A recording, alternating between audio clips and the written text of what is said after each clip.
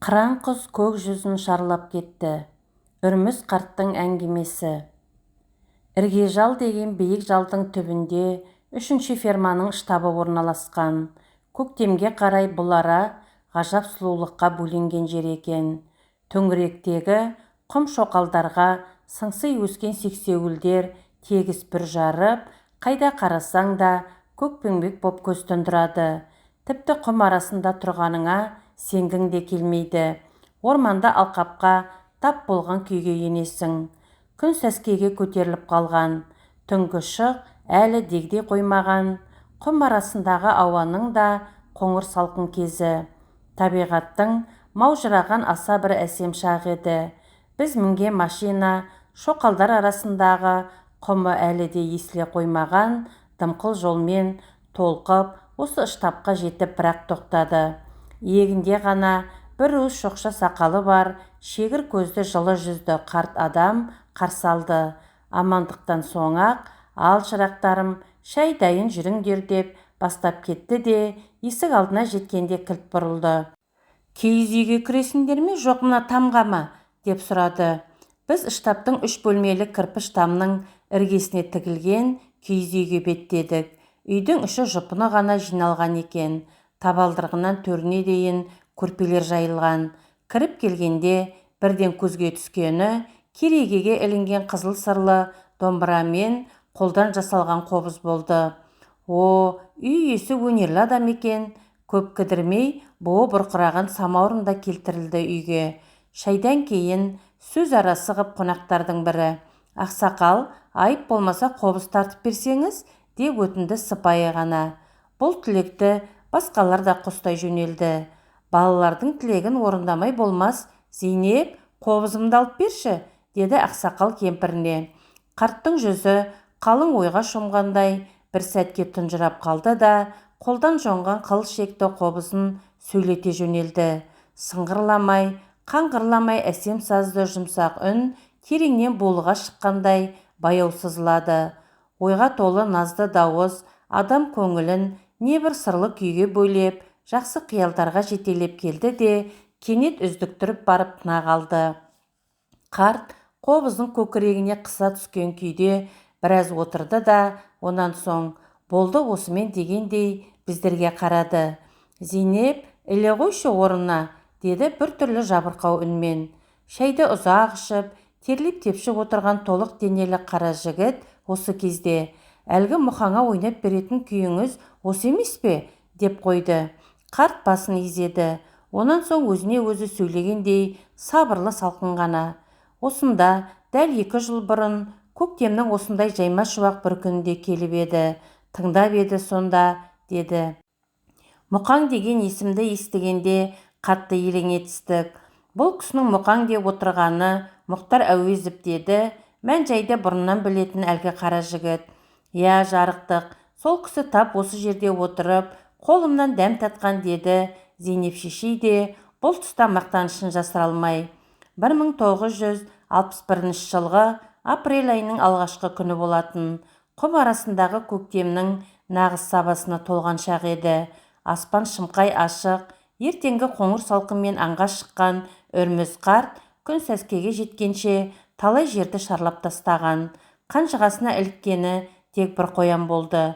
Құмның ысый бастауынан қашып, аң біткен бетпақтың даласына қарай ауып кетсе керек, таңертеңнен бері не бір қара құйрық, не бір киік кездеспеді аңшыға. Аты да қара терге түсіп, жүрісі шабандай бастады. Енді алдағы биіктеу шоқыдан соңғы рет төңірекке көз жіберіп, кері қайтуға бекінген. Аты оқыс жалт бұрылып елең ете түсті. Оң жақ өкпе тұстан жаншыра қашқан киік көрінді. Әп берді Құдай. Биіктеу жерге желе шығып, мылтығын оқтана берген қарт киіктің шойқаңдаған жүрісіне қарап ақсақ екенін білді. Алдыңғы аяғының бірін көтеріп апты. «Ойбай-ау, анан қара, лағы бар екен». Бұта-бұталарға соғылып, анасының соңынан ода шыбын-шіркей боп барады.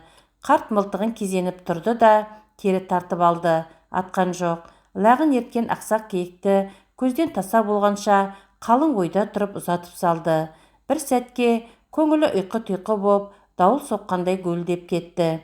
Жай гуіл емес, қи боп аңыраған, осынау тоң-торыс жатқан құмды өлкені зулап өтуді қалаған белгісіз бір асау сезім еді. Үрміз қарт бозбала шағында осылайша ат үстінде тұрып, мылтық орнына қолына қобыз ұстағанда осындай сезімдер билейтін бойын. Қыл шектен әйгілі ақсақ киіктің күйі шыққанда бүкіл дала демін ішіне тартып тына қалғандай болушы еді. Ол кезде Үрміз бармағынан бал тамған күйші еді-ау. Жаппас екеуі қыз бозбала бас қосқан ойын-сауықты жерлерде бәсекелесе өнер салыстыратын. Жаппас та күшті қобызшы. Сол кезден-ақ қобыз тартуға біржола құлай беріліп, осы өнердің соңына мықтап түсті. Қазір ғой, әне, барша жұртқа аты мәлім Жаппас Қаламбаев атанды. Ол тартқан күйлер радио арқылы беріледі. Ал Үрмізше қобыздан гөрі аңшылыққа беті ауып, шаруа басты боп кетті. Тек анда-санда осындай бір орайы келген сәттерде көңілі қобыз боп күйге толады. Болғаны сол-ақ. Ақсақ киік әлде қашан ғайып болды. Мылтық қарт қолында оқтаулы қалпы тұр. Кәнігі аңшылардың ырымы бойынша оқтаулы мылтық кезелген соң атылуға тиіс. Әйтпесе қаруы қайтып қалмақ мергеннің. Ең болмаса қара құс не күшіген көрінбес бекен деп көкке қарады. Қырағы көз шырқау биіктегі қалықтап айналып жүрген жалғыз ноқатты шалып қалды.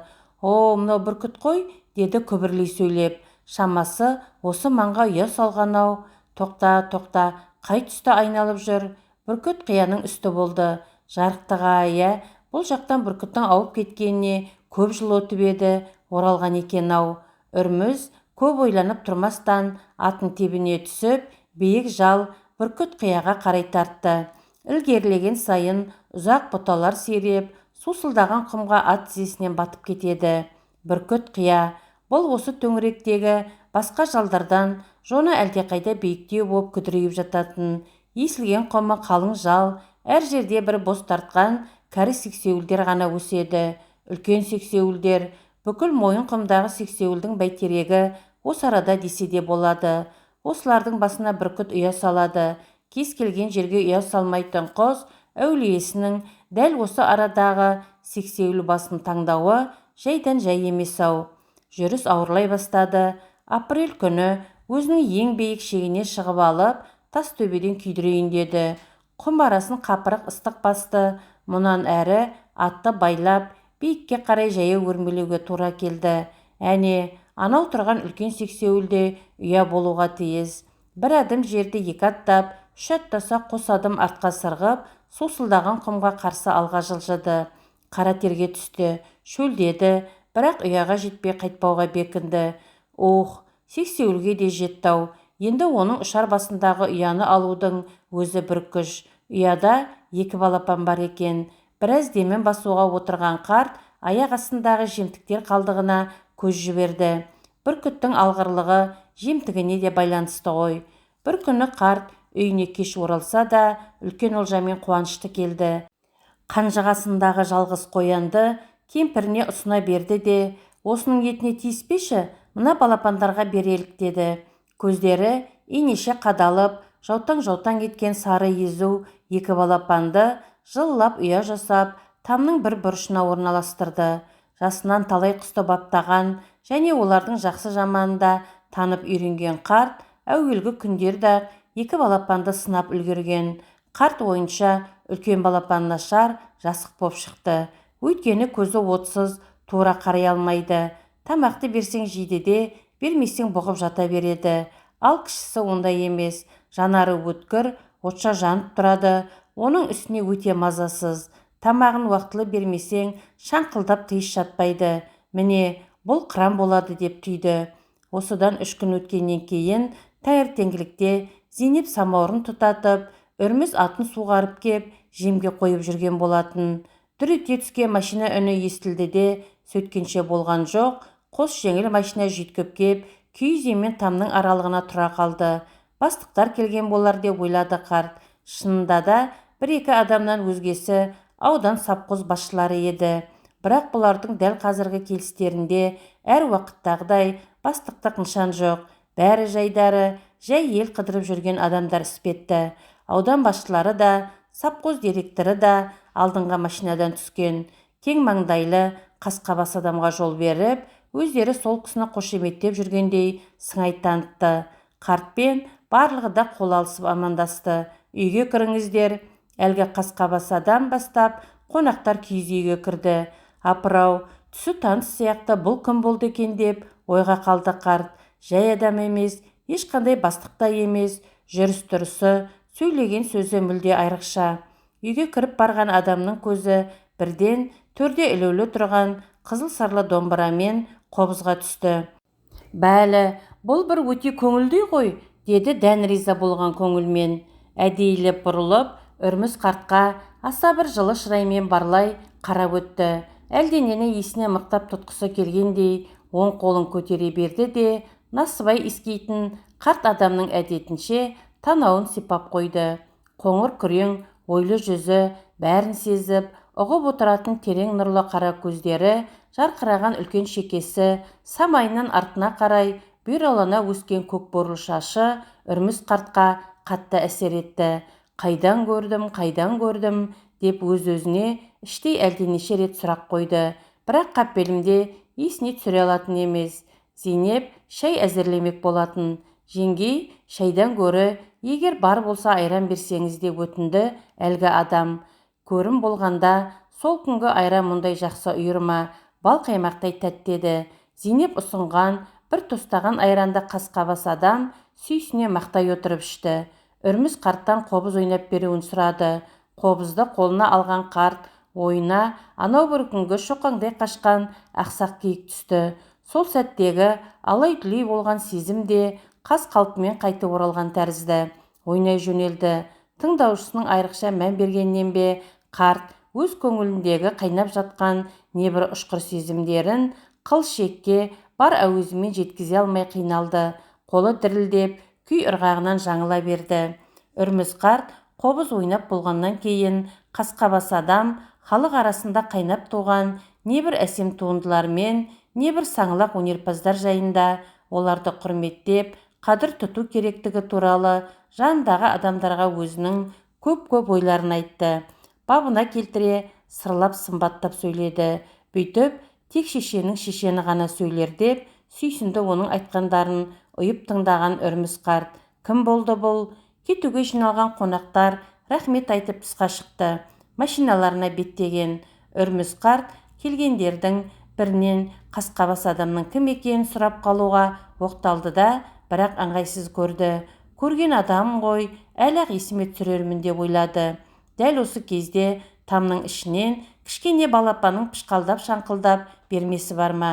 Машинаға отыра берген әлгі қасқабас адам тез қозғалып қайта түсті де, «Мынау бүркіт балапанның үні ғой», деді көзі жайнап.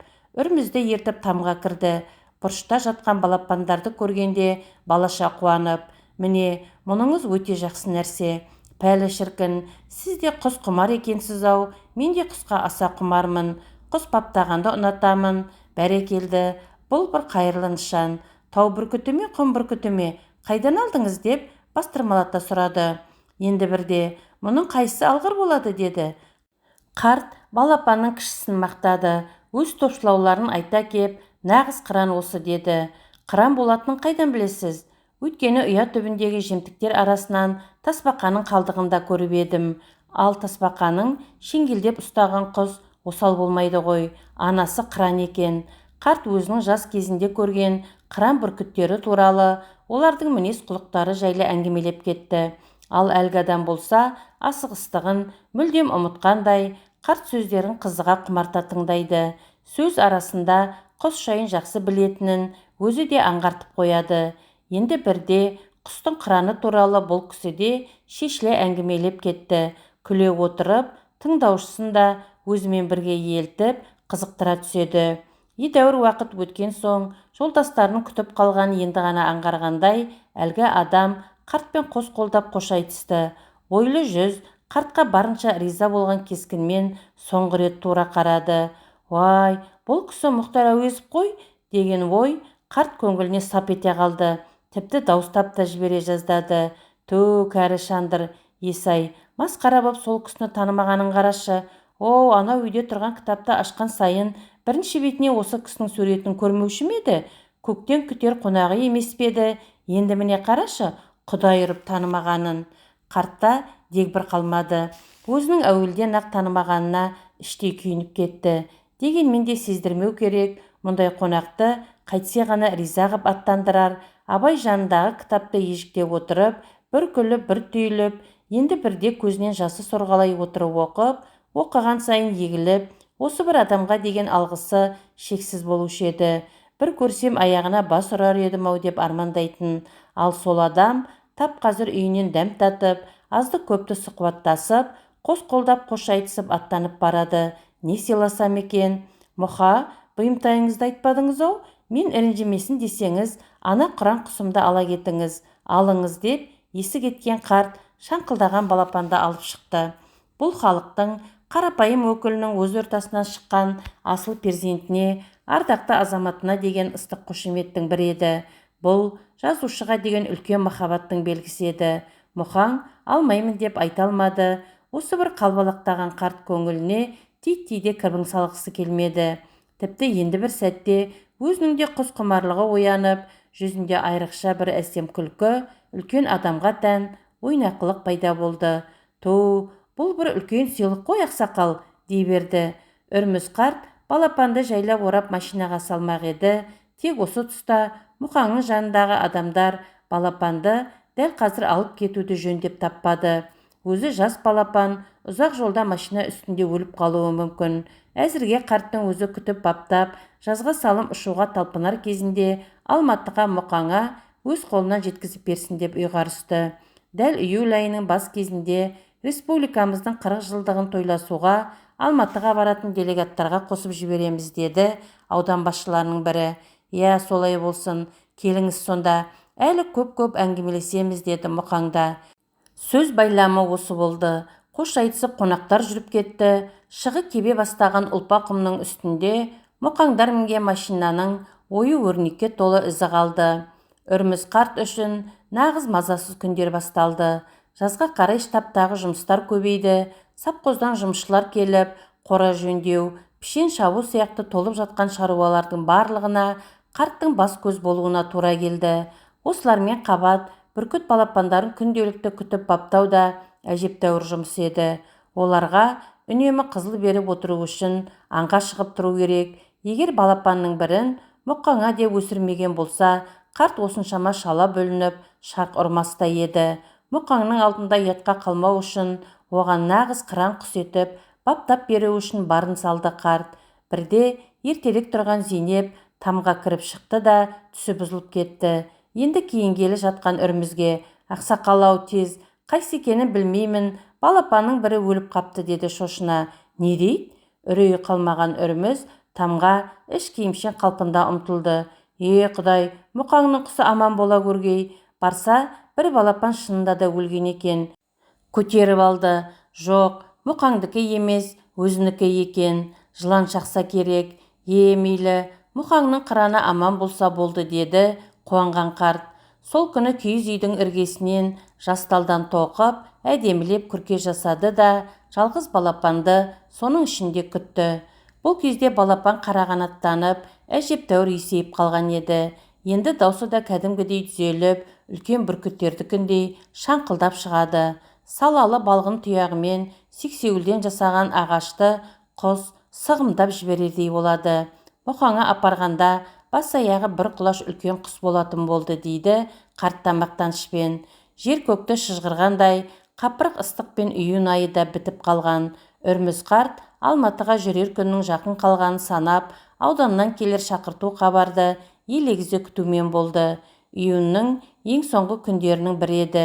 Қарт кемпірі екеуі радио қабылдағышты ашып, Алматыдан берілген ертеңгі концертті тыңдап, шай ішіп отырған. Кенет диктор кезекті әнді хабарлаудың орнына көктен түскен жайдың оғындай ғып суық бір хабарды айтты. Москвада Мұқаңның қаза болғанын айтты, қайталап айтты. Үрміз бен Зейнеп бір-біріне бедірейе қарасқан күйде, көз шаралары ыстық жасқа толып, тым-тырыс отырып қалды. Үлкен адам дүние салды. Киіз үйдің қайырулы есігінен құмды өлкенің талай жері көрініп тұр. ауыр қазаны естігендей жым-жырт боп бүгжиіп жалдар жатыр. Сыңсып өскен сексеуілдердің бірі қарт ананың шашындай ақшулан боп бүкіл құм үстін сағалап кете берген. Дәл бүгін түнде ғана ағарып шыққандай, қобыз күйі естілгендей болады. Бірде азынаған, бірде сыңсыған мазасыз мұңды күй. Үлкен адам дүниеден қайтты. Радиодан концерт жалғастырыла берді. Дарылдаған әйел үні ахахулап шырқай жөнелді. Үрміз қарт сандықтағы Абай романының бірінші кітабын алды. Алғашқы бетіндегі Мұқаңның суретін ашты. Сол көктем айында келгендегі жылы шырайлы, ойлы қалпы мына суретінде де тұр. Қайран Мұқа, топырағың торқа болсын. Үрміз қарт Мұқаңның балапанын үлкен бүркіт етіп күзге дейін өсірді. Бұл нағыз қыран құс болды. Қанатын жайған кезде үй орындай жерді бірақ жауып алады. Құм арасында күзгі салқынның сызы біліне бастады. Күн салқындаған сайын құста бой жеткен сұлудай таралып құлпыра түсті. Күндердің бір күнінде құстың қанаты әбден қаттау, енді көк жүзінде еркін жүзе аладау деген шақта Үрміз қарт оны жақсылап тұрып, бабына келтіріп бір қайырып, аяқ бауын шешіп алды да үй іргесіндегі шоқалдың үстіне алып шығып, әуелете серпіп қап босатып жіберді. Босап шыққан құс әуелі өз күшін байқағысы келгендей біразға дейін жер бауырлап ұшып барды да, онан соң бірден шырқап тіке көтерілді. Көк жүзіне шығып алған соң аспан кеңістігін шарлап ұзаққа, алысқа бет түзеді. Үрміз қарт құс соңынан көзі талғанша сығырая қарап ұзақ тұрды. Буалдыр көк күзгі аспан аса бір жаймашуақ, мейірімді ырайын танытады. Мұқаң жайындағы қарт әңгімесін тыңдап боп сыртқа шықтық. Күн ысый бастапты. Төбемізден бір топ үйрек дүрліге ұшып өтті. Анадай жердегі шоқал үстінде күшіген ұшып жүр. Тегінде көктемге қарай құм ішінде жемтікке үйірілген күшіген қара құстар көп болады екен. Оларды жалп-жұлп етіп қанат қаққаннан ақ танисың. Ал сонау шырқау биікте қара ноқат қалықтап жүр. Ол қыран дейміз барлығымызда бір ауыздан. Қанат қақпайды, көк жүзінде еркін жылжиды. Бүкіл даланы үстінен шолып жүргендей.